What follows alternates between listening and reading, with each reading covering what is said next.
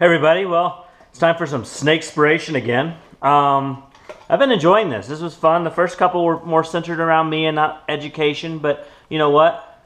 That's okay. I think that you guys need to get to know me, get to know who I am, know my passion for snakes, and then we'll see where that goes. See if you guys like me or not. You know what? It doesn't matter, because what I want is for all of us to like snakes.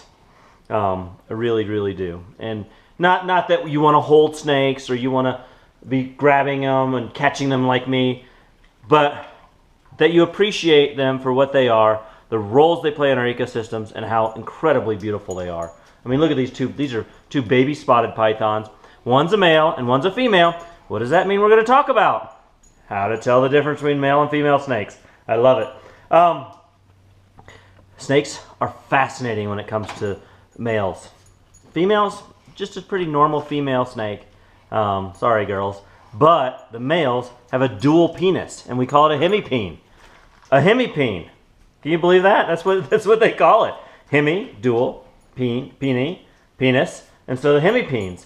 And that's just one of the most fascinating things, in that when snakes mate, the male will crawl on top of the female, pushing his body, his lower body, along the side of the female, and then the correct hemipene will evert, which will mean come out of its tail. They have those two hemipenes, so you have a tail, and the two hemipenes are down in the tail, and one will come out, and for internal fertilization and all snakes have internal fertilization. There's no external, like frogs and salamanders.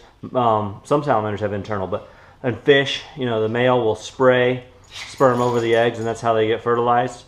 No, with snakes, that's not the case. It's internal fertilization. So let's get started here. These snakes are pooping on me, of course. You know, when you have snake and you want to show it, they poop. But first off, let's just look here. See this right here, right where the poop and pee is coming out? It's called the cloaca. Oh, you can see this guy. This is the male. You can actually see his hemipenes. They're starting to come out just a little bit. I hope you guys can see that. Right there, you can see the little hemipene. Oh, he pulled him back in. Now, can't get any better than that to know that that one's a male. But the hemipene actually is much longer than that, and they're spiked, and they're really fascinating. Each species has a different arrangement of spikes and barbs on it, and that's so that it's a correct match with the female of the same species. And so, you know, they're scientists that's what they study, is the hemipenes of a snake.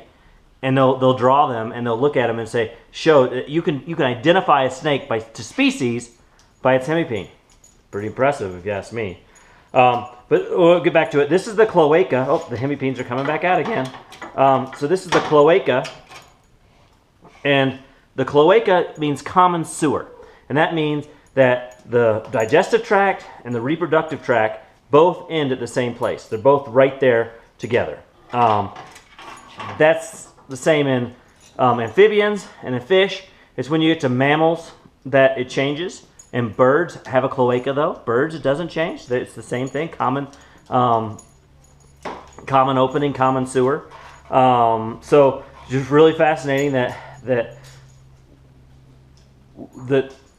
that's where the hemipenes are located, and that's actually where the reproductive tract of the female ends as well. So the female she'll be able to, that's where the eggs come out, or if she's a live birth, that's where the babies will come out. So real quickly, you can see the hemipenes of this snake. Uh-oh. Little guy tried to bite me.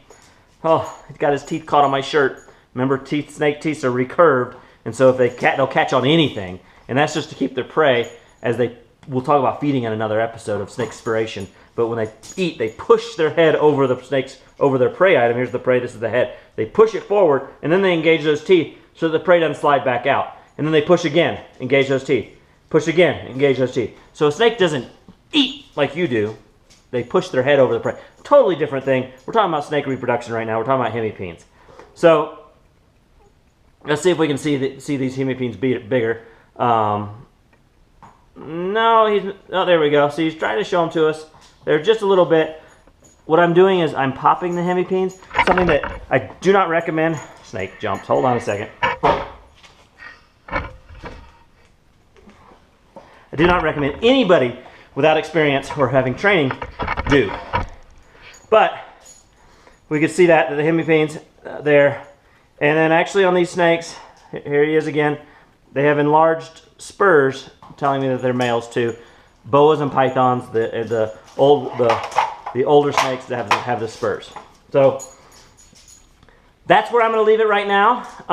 How do you see a hemipene in a snake? Well, you can see it just like that. Or also, if you look underneath the tail, you'll see a bulge that goes longer in the tail. Male snakes typically have longer tails than females. Not always the case. It's not always just as cut and dry and easy as that. And you'd need a snake that's exactly the same size to be able to tell that the tail's longer between male and female. But you can see is a bulge there. I got bitten again. Their teeth hang on anything. You'll see the bulge, and that's where the hemipenes are. So that's how you sex a snake. Real quick and dirty. Kind of got into the science of it. It's just Snakespiration. You can tell your friends, hey, I know that snakes have a dual penis. Hemipene is the technical term for it. Use the word hemipene or hemipenes. Let's not go with say, hey, my snake's got 2 penises. Let's not do that. Let's be adults about it and say it's got a hemipene. So, hemipenis. So, there we go.